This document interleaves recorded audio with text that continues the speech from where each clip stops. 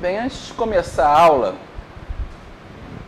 eu queria fazer um teste com vocês. Eu vou escolher aleatoriamente um voluntário para me ajudar aqui. Você, por favor. Mas ainda é voluntário. Escolhido. Coerção estatal. Seu nome? André. André Leite. Você faz aniversário hoje? Faço. Parabéns pra você nessa data querida. Muita felicidade, muitos anos de vida. Parabéns. Desculpa aí a brincadeira. A gente não pode deixar...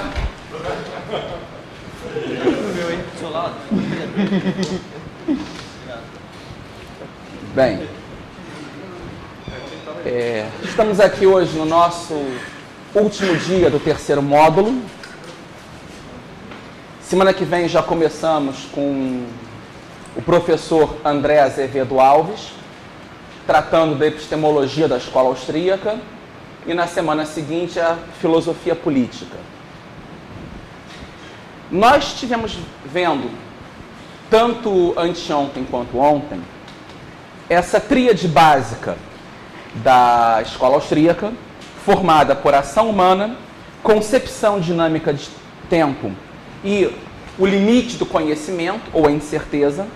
Ontem tratamos dos elementos de propagação do pensamento austríaco, que é a questão do valor e da utilidade marginal, o subjetivismo e a incerteza genuína, e, por fim, a questão do conflito entre as ordens espontâneas versus as ordens dirigidas. Hoje eu gostaria de tratar com vocês o âmbito da praxeologia, discutindo, mais uma vez, três aspectos. O primeiro, as relações da economia com outros campos do conhecimento. Segundo, a questão da sociedade humana. E, por fim, o papel do indivíduo na sociedade. Ao discutir a relação da escola austríaca, como ela enxerga a relação entre economia com outras formas de conhecimento, é importante voltarmos à própria concepção de conhecimento. E, mais uma vez, eu lembro aqui do meu poeta favorito, o T.S. Eliot, quando nos coros da Rocha lembra: aonde está a sabedoria que perdemos de conhecimento, aonde está o conhecimento que perdemos com a informação. O ponto central que Eliot pretende tratar com esse poema são as passagens da história da humanidade em relação à filosofia. Se nós entendermos o que marcava a filosofia clássica, tanto na antiguidade, com Platão, Aristóteles, os estoicos, os epicuristas, era a preocupação sapiencial. Entender o que é verdadeiro, o que é bom, o que é belo. E como, por intermédio desse conhecimento teórico reflexivo, como que pelo uso da reta razão, seria possível o homem alcançar a sabedoria e uma vida melhor. O grande projeto filosófico da modernidade, que começa tanto com o empirismo de Francis Bacon, quanto com o racionalismo de René Descartes, parte da crença de que o método determinará a verdade. Então nós perdemos a consciência do objeto em si e achamos que, se utilizarmos o método adequado, compreenderemos o objeto. De certa forma, a maioria das escolas econômicas modernas, keynesianismo, monetarismo, eles acreditam que o método econômico determinará a realidade da economia. Ou seja, economics cria economy. As teorias que os burocratas desenvolvem é o que vai fazer a economia existir.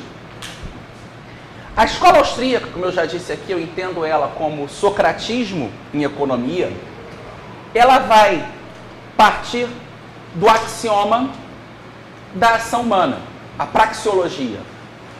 Então, o primeiro dado a ser tomado a priori, antes de qualquer método ou teoria, é a ideia de que o homem age para passar de um estado de menor conforto ou desconforto para maior conforto. Essa visão a priorística faz que o objeto da economia, o indivíduo agindo livremente em sociedade, determine as análises acerca dos fenômenos econômicos, e não um método empírico ou racionalista guiando. Então, de certa forma, o âmbito da praxeologia no campo das ciências sociais, da economia, é uma tentativa de recuperar a sabedoria frente à ditadura do método. Tanto que muitos autores de outras correntes econômicas costumam acusar a escola austríaca de retomar a união entre economia, filosofia política, questões éticas, dizendo que tal corrente econômica perde a objetividade, a concepção de realismo, por tentar entender a economia fora dos modelos matemáticos, macroeconômicos, todo o método empirista utilizado pelas demais correntes. É interessante notar nisso que, aí eu lembro aqui de um escritor chamado Ambrose Bryce, quando ele costuma dizer que a definição dele de objetividade, ele diz, de realismo científico é a objetividade segundo a ótica dos sapos. Ele era um comediante, procurava tirar essas tiragens de, tudo bem, você defende esse realismo dessa forma do método, então você defende a objetividade, só que do ponto de vista dos sapos. Você não vai conseguir enxergar o que é humano com essa ótica limitada. Nesse ponto, a escola austríaca volta um pouco essa ideia de autores clássicos como Adam Smith, de autores escolásticos como Juan de Mariana, Tomás de Aquino, de entender a economia dentro de um âmbito maior, dentro da noção do que é o homem agindo na esfera pública. Essa formação do pensamento econômico, ela é, de certa forma, na modernidade, caudatária do desenvolvimento de um debate ético que surge no século XVII,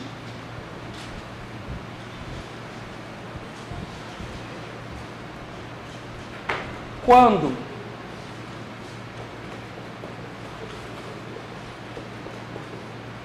Thomas Hobbes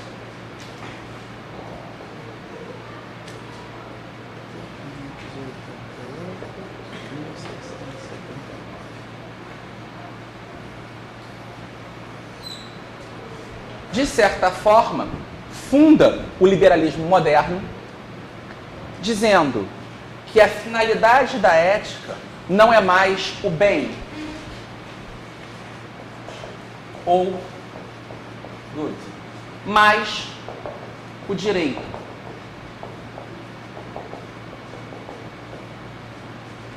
Quando ele adota como metodologia de análise da realidade o individualismo, quando ele põe como verdadeiro agente social o indivíduo, e essa concepção dele vai influenciar duas visões de pensamento. Uma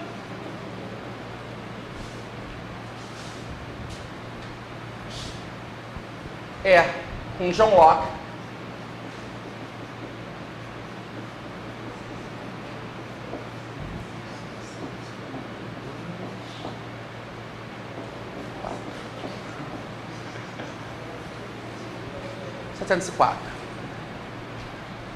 e seguindo um pouco mais adiante,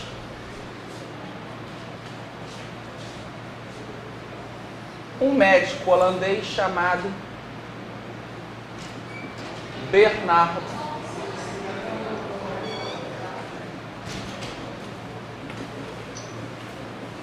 de Mandeville. 1700.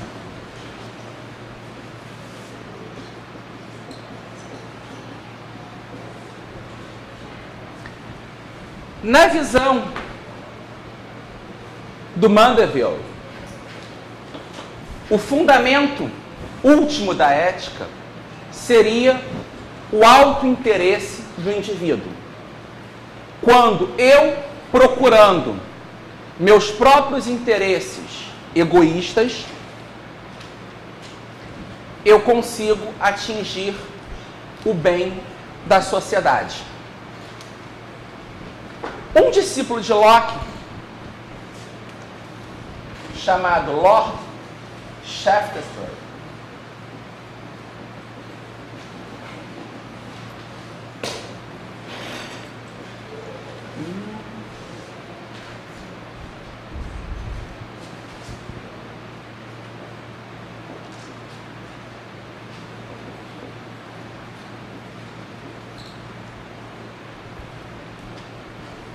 se opõe a Mandeville, dizendo que o fundamento da ética é o altruísmo.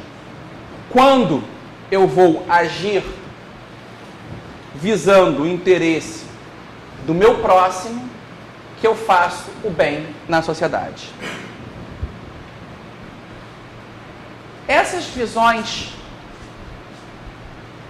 tanto de Shaftesbury quanto de Mandeville, vão influenciar,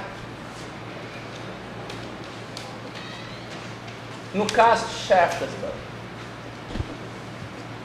Francis Hutcheson, o mestre de Adam Smith, e Joseph Butler, um bispo anglicano.